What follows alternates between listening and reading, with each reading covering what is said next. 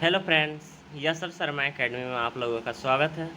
तो हम लोग इससे पिछले वीडियो में पढ़ रहे थे कैग के बारे में, ठीक है, संवैधानिक संस्थाएं के बारे में पढ़ रहे थे, जिसमें कैग पढ़े थे।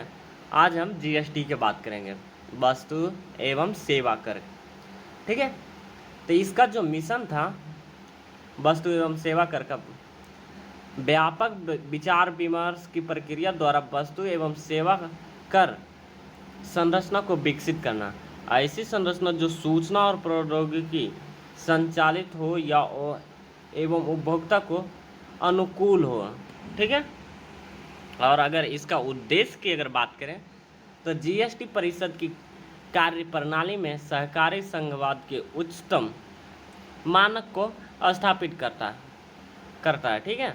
यह जीएसटी से संबंधित सभी बड़े निर्णय लेने के लिए शक्तियों को स्थापित पहली एक संवैधानिक संघीय संस्था है।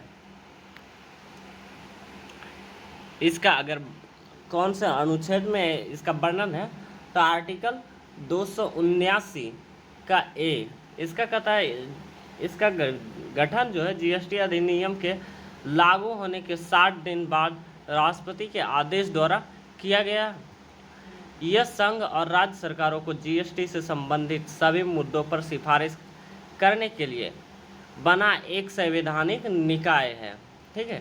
अगर इसकी संरचना की बात करें तो अध्यक्ष के रूप में केंद्रीय वित्त मंत्री होते हैं और सदस्य के रूप में राजस्व या वित्त राज्य मंत्री के रूप में होते हैं। और दूसरा सदस्य जो देखें तो राज्य के वित्त या कराधान के प्रभारी मंत्री या प्रत्येक राज्यों द्वारा नामित कोई अन्य मंत्री होते हैं जिसे कोई राज्य भेज सकता है, ठीक है। गणपूर्ति की अगर बात करें तो जीएसटी परिषद के सदस्यों की कुल संख्या की आधी संख्या होती है, कुल संख्याओं की आधी, ठीक है।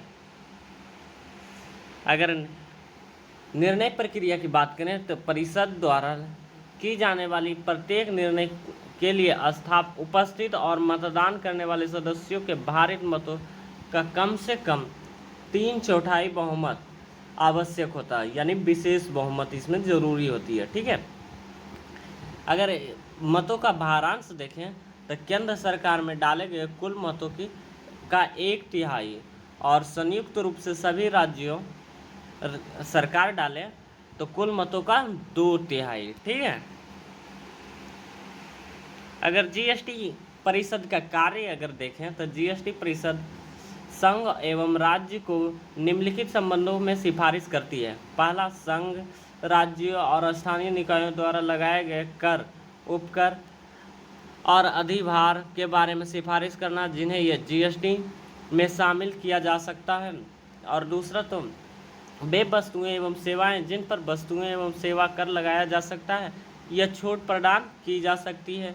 और तीसरा तो मॉडल जीएसटी कानून करारोपण के सिद्धांत अनुच्छेद 269(a) के तहत अंतर्राज्यीय व्यापार या वाणिज्य के दौरान आपूर्ति पर लगाए गए जीएसटी के विभाजन एवं आपूर्ति के स्थान को शासित करने वाले सिद्धांतों के बारे में सिफारिश करना, ठीक है।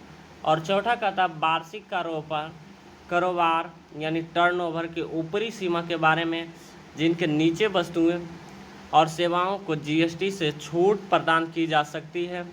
और पांचवा कहता जीएसटी कर समूह के साथ ऐसी दरों की सिफारिश करना जिसमें न्यूनतम दरें भी शामिल हो। और छठा कहता किसी प्राकृतिक आपदा की अवधि के दौरान अतिरिक्त संस्थाएं जुटाने के लिए किसी विशेष अवधि के लिए कोई विशेष दर या दरों के बारे में सिफारिश करना।